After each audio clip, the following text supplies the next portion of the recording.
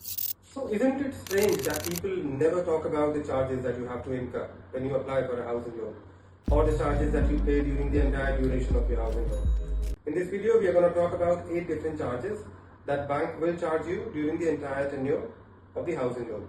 The first and the most important charge is the processing fees, which is usually charged at the beginning of the home loan.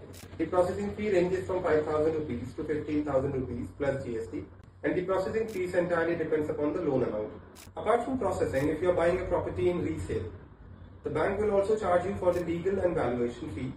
The legal fee is paid to the advocate to verify that the land records are right, and the valuation fees is paid to the architect to ensure that the property is bought at the market value. Also, once the loan is sanctioned and disbursed, the bank might ask you for the stamp duty to be paid as the mortgage stamp duty.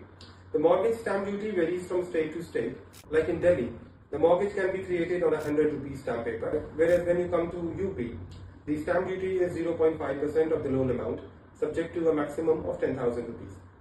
Also, whenever during the tenure of the home loan, if you wish to reduce the rate of interest, the bank might ask you for a conversion fees, also known as switch over fees.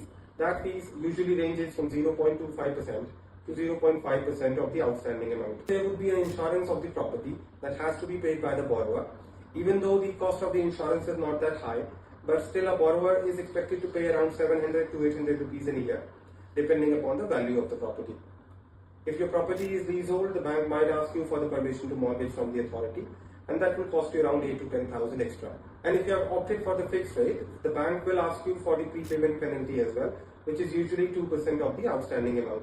However, luckily, if you have chosen a floating rate of interest, there is no prepayment penalty the bank can charge. So that's all we have for you today. Thank you so much. If you have any questions, you can get back to us. Thank you. Bye-bye.